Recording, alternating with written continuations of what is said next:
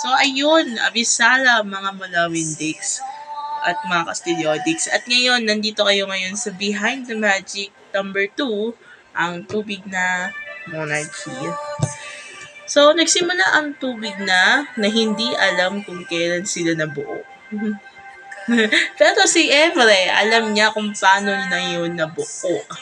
So, nabuo yun kung kailan natapos na ang lupa na. Sabi niya, gusto niya magkaroon ng mga sirena, ng mga taong nabubuhay sa tubig, nakakahinga sa tubig. Ginawa niya ang tubig na. The tubig na was actually so obvious of the name. Napapalibutan siya ng tubig, ng mga talon, ng mga ocean, ng mga river, mga ganon. And for some reason, kailangan nila ng hari. So, gumawa si Emre ng merman, or should we say, parang lalaking mermaid. Di ko sure kung anong tawag doon. Basta, merman or merman. So, ang ginawa niya ay at ang pinangalan niya dito ay si Haring Antonio. At gumawa din siya ng isang mermaid. Siyempre, kailangan niya ng reyna para makagawa sila ng anak. Si Reyna Tonya. Nagkaroon sila ng anak, naging maayos yung reign ni Haring Antonio at Reyna Tonya. Pero namatay si Haring Antonio dahil sa katandaan. At natira na lang ay si Reyna Tonya. Si Reyna Tonya ay naisip na gawing hari na lamang si Haring Ariel.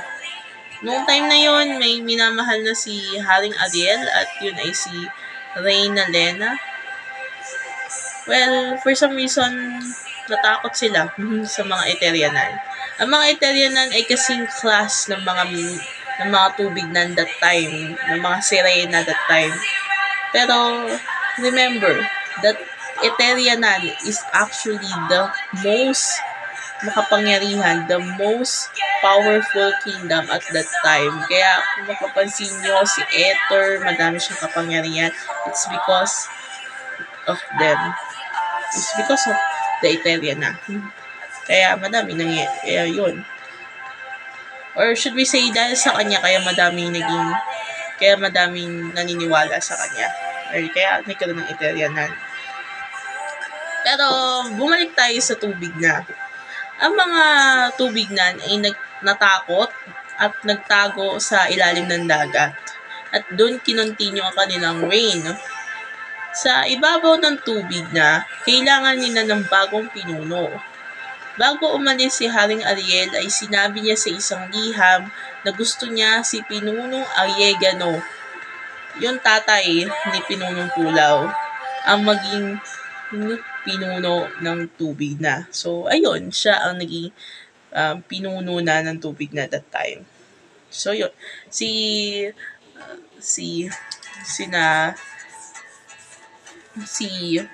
yun. Nagkaroon ng anak si Haring Ariel at Reyna Lena, at yun ay si Timotea. Or should we say, Isaaka, na sinamahan ng mga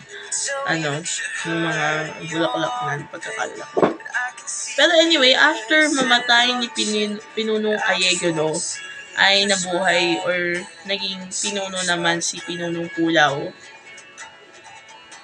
Siya ang naging tagapagmana at pinuno noon. Are you wondering? Meron kasi nagwa-wonder dito. Sabi nila, bakit daw nagalit or bakit daw nagalit or nagkaroon ng feud about the Reyna Lena and Emma. Actually, si Emma ay kapatid ni Reyna Lena. So, I will just grab my phone muna kasi nandito pa yung backstory. Hindi ko pa siya nailalagay sa script ko. Pero anyway, nangyari yun na parang gustong agawin nag-aaway sila Lena at Emma Dahil gusto ni Emma na maging reyna ng tubig na. So, in short, gusto niya maagaw yung reign ni Lena. Gusto niya makuha yung corona. At gusto niya maagaw si Ariel. Si Ariel, in short, gwapo po siya. Kaya manami sa kanya. Pero, Lena lang talaga. Si Lena lang talaga. Hindi tayo katulad ng lupa na. Kaya, yon. Pero, at dahil sa balak ni Emma, ay pinatay siya ni Titonio. Well, bago patayin ni Titonio si Emma, napatay na ni Emma si Lena.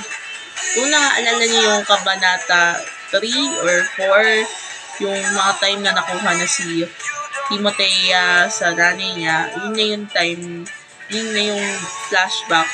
So, kung gusto nyo panoorin or kung gusto nyo basahin, just go to the Castillo to try kong hanapin. Then, ang alam ko kabanata 5, 4, basta 3 to 5, ganun. Or 2 to 5. So, ayun. Dahil si Titonio ang pumatay sa kanya gamit ang pana. So, yung pana na yun, hindi lang yung pana eh. Alam ko may lason yun eh. Na napunta sa puso niya. Paano nalaman ni Lena yung balak ni Emma? Narinig niya sa isang silid. Narinig niya. Habang lumalakad siya, narinig niya yung sabi ng kapatid niya. Dito na ako magsisimula. Gusto ko nang kuhanin ang corona ni Lena at ang kanyang asawa. Dito na yun. Kaya nangyari, nag-away sila, napatay ni Emma si Lena, at yun, umalis na at ayun, after that, napana ni Titonio si Emma, at yun. Well, dahil doon, nagpakamatay si Ariel. Yes. You heard it right. Nagpakamatay si Ariel. Hindi naman dahil, pero kasi, alam niya kasing patay ng nanay, alam niya, parang nasa isip na rin niya na patay na rin ang kanyang anak. Pero nung nakita niya ito sa 30 taon ni Emma na buhay pa, naging masaya siya. Anyway, dahil wala na ang mga pinuno ng ilalim ng tubig na, ay gumuho ito at naging tubig na lamang. Ganun na yun. Anyway, let's go. At after that, si Isaaca or should we say si Timothea ay na-discover ang kanyang birth kingdom at nakilaman niya ang tubig na. At siya ang naging reyna nito later on. At tinawag siyang si Reyna Timothea.